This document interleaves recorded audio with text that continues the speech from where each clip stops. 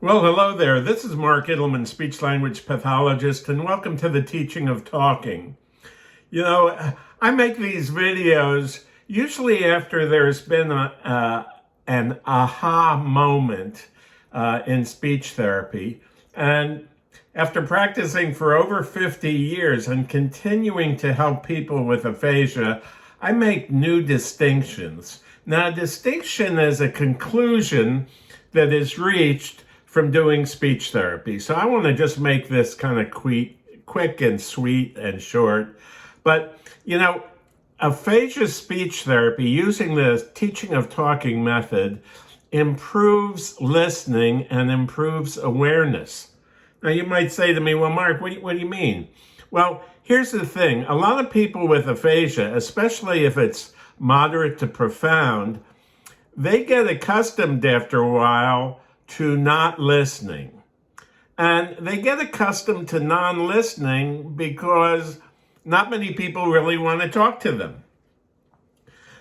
In fact, many people with aphasia are just avoided by many people, sometimes even within the family, as well as neighbors and friends, because it's very uncomfortable. It's very uncomfortable for a person without aphasia to come and speak with a person with aphasia, and the person with aphasia can't seem to express himself or herself. So what happens then is the person really kind of walks around, the person with aphasia kind of walks around in kind of a daze. Now, there are people who listen, and then there are people who don't listen. And you know the type. Even with normal speakers, there are people that you can talk to, and you know they're listening to you. And then you can talk to other people, and you know they're not listening to you. Well, it only gets confounded, and it even gets worse with people with aphasia because they're not used to interacting with people. And they're used to being neglected communication-wise, and so therefore they don't bother really often. They don't bother really listening with any type of focus or intensity. And not only that, but many people with aphasia can't process or can't decode, or their auditory recognition of what's being said to them is frequently much slower than it used to be. There's nothing worse, and many of you know this, than being on the phone with somebody and somebody's trying to give you directions or trying to tell you something, and they're speaking so darn fast that you can't even understand them. Well, that also helps, and that also occurs with those who have aphasia. Not only are they neglected, and they aren't really used to listening, but also if they did listen, quite often it's very difficult for them to comprehend what's being said, because often normal speakers are like Ferraris, and those with aphasia, are usually kind of like an old Volkswagen or a car that doesn't go very fast. The speed is totally different, and the processing and the understanding by the person with aphasia is also different. Now, the other day I had a phone call from somebody, and she was telling me about her husband, that members of his family and other people she knows, when they go to talk to him, they don't really try to listen to what he's saying. They start kind of saying the words they think that the person with aphasia is saying, and after a while it's totally frustrating for the person with aphasia, and quite often the caregiver, if you have a good one, has to try and translate to the person what the person with aphasia wanted to say. So quite often there's very little courtesy by those who speak normally to those who have aphasia, and therefore quite often they kind of turn off their ears. Now, So where am I going with all of this? Well, in the teaching of talking method, we don't work with worksheets. We don't work with iPads. We don't work with flashcards. But what we do is we work with conversation. And we help people learn to talk again through conversation, kind of like a mother with a child who's just learning to speak. They don't sit down with iPads or homework sheets or anything like that. They just repeat words to the person with aphasia each and every day in the context of where that word is necessary. So, when you're dealing with the teaching of talking method and you're conversing all the time about what the person's interested in.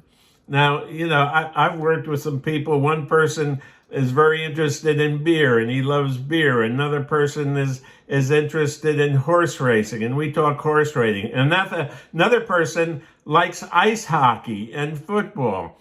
And so usually our means of speech and language stimulation with a caregiver involves those subjects that the person is very interested in. The person with aphasia who's very interested in it. So since they are interested, they're going to listen. And it just goes to show that in normal communication, if you're going to talk to me about something that I'm not interested in, well, many people just kind of turn it off. But if you want to talk to a person about something that you know they're interested in, then they are going to pay attention because that's an interesting subject.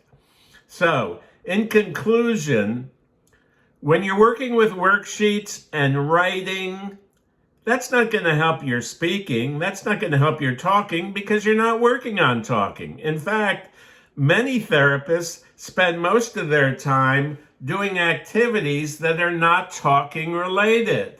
So make sure, please, that your loved one, if they're getting speech therapy, that they're working on speech. And don't let a therapist tell you, oh, well, we're working on writing first, and when they are able to write, then we'll be able to talk. No, it doesn't work that way.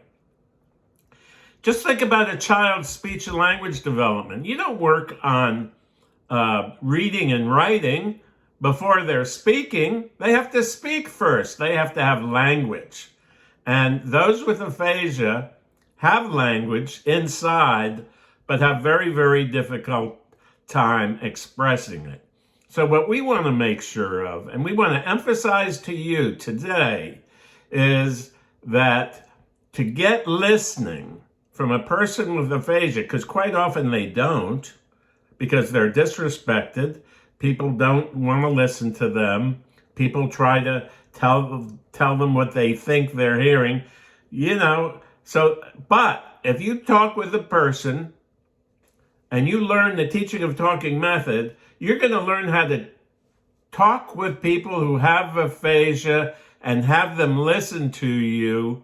And if you learn these methods, you'll be able to teach them in a very simple way that they'll exceed in and excel in because the therapy is easy and interesting.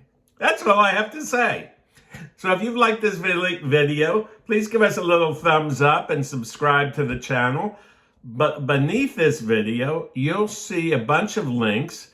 If you'd like to speak with me personally about mentoring for your loved one, there's a link below.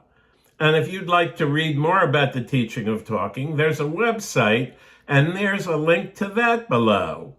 And there's a link to just about everything. If you want to learn the teaching of talking method and you want to do that independently by yourself, we have products, and there's a link for that below.